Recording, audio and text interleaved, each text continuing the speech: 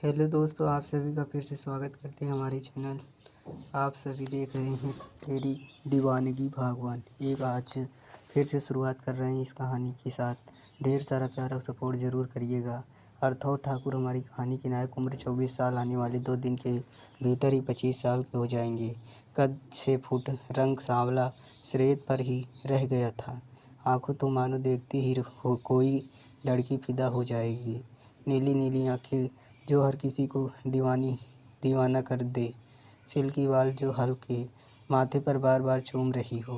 Body इतनी muscular की लड़कियां देखते ही फिदा हो जाए। हमारे हीरो के प्यार में कितनी ही लड़कियां फंसी होंगी, पर आश्चर्य के लिए सारी लड़कियां बस टाइम पास की तरह ही होती हैं। बस उनके साथ टाइम पास करता है और जब टाइम मिलता है, जब वह बोर हो जाता है तो उनसे वह ब्रेकअप कर लेता है। तो लड़कियां भी इनसे इतनी अमीर और इतने हैंडसम लड़के को देखकर हाथ में आ ही जाती हैं। अर्धों को बस ब्लैकमेल करती रहती है। अर्धों बस एक ही बात कहता है कि बेबी डॉट केयर बिकाऊ या आर टाइम पास फॉर्म में। और मैंने पहले ही कहा था कि मैं कोई सी भी सीरियल रिलेशनशिप नहीं रखता हूँ। तो सभी लड़कियों को पहले ही पता है यार कि आर्थिक के लिए लड़कियां तो बस टाइम पास ही होती हैं।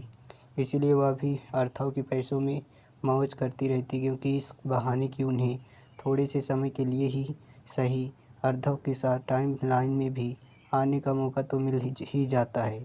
और साथ ही साथ पैसों पर आश्चर्याम भी अब आते ही हमारी मुख्यतः पात्र नायिका नंदिनी पर।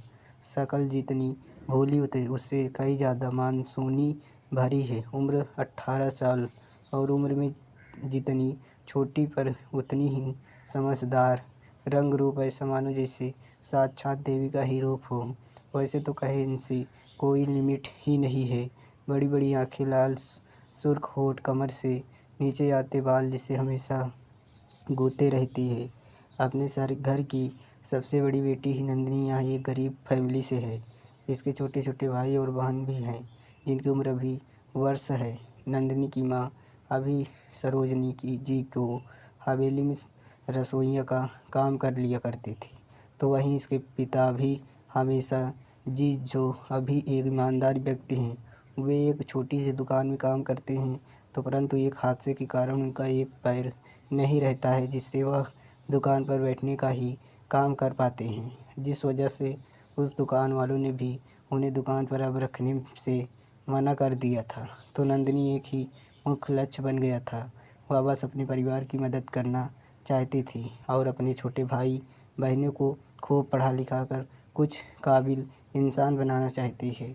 इसलिए नंदिनी ने फर्स्ट ग्रेजुएशन में ही उसने में छोटी उम्र में ही समझदार बना ही देती है। काम करने के लिए सोच लिया था। अक्सर गरीबी है। नंदिनी दिखने में फूल की तरह थी। वह उसका हौसला और लगन पत्थर को भी तोड़ देता था। इस प्रकार का था।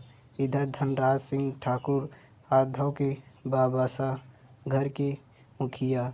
इनके 3 पुत्र हैं, देवराज सिंह ठाकुर, राजवीर सिंह ठाकुर और धैर्य सिंह ठाकुर। तीनों के ही विवाह समय पर ही कर दिया गया था, जिससे देवराज का पुत्र अर्धव और नैना, वहीं राजवीर जी का बेटा सारथन उम्र 24 साल और पुत्री जिया उसमें 19 साल और धैर्य जी का भी एक ही पुत्र है।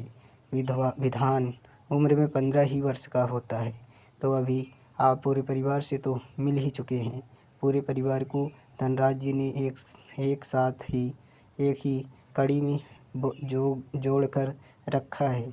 पर कमी खलती है तो बस आर्धव और नैना की।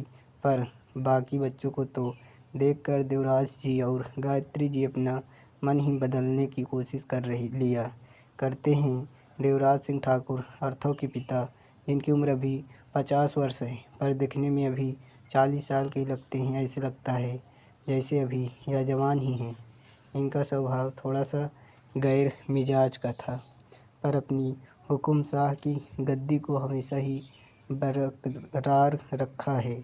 इन्होंने परंतु सभी को प्रेम बांटने के बाद भी यह कार्ड ऐसे दुश्मन इनके बन ही जाते हैं, जिससे इन्होंने बहुत ही छोटी उम्र में ही आर्थव अपने पुत्र और सुनैना अपनी पुत्री को विदेश भेज दिया है और वह नहीं चाहते थे कि उनके बच्चे इतनी जल्दी इन सब दुश्मनी में फंस जाए और इसके कारण उनका बचपन खून में ना मिल जा पाए।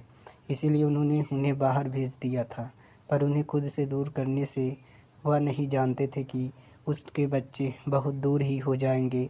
इसी कारण जो सुनैना बचपन में जितनी हंसमुख थी, अब उतनी ही ज़्यादा चिड़चिड़ी हो गई थी। आर्धव से छोटा था, पर समझदार की और इंटेलिजेंस की उसमें कोई कमी नहीं थी।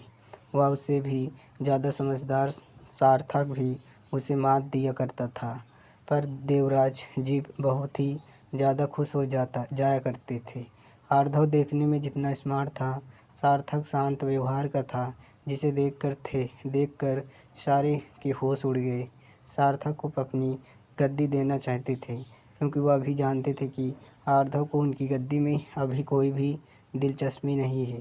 पर सार्थक ने यह जिम्मेदारी लेने से साफ मना कर दिया था, क्योंकि वह नहीं चाहता था कि उसके बड़े भाई के होते हुए वह गद्दी को संभाले।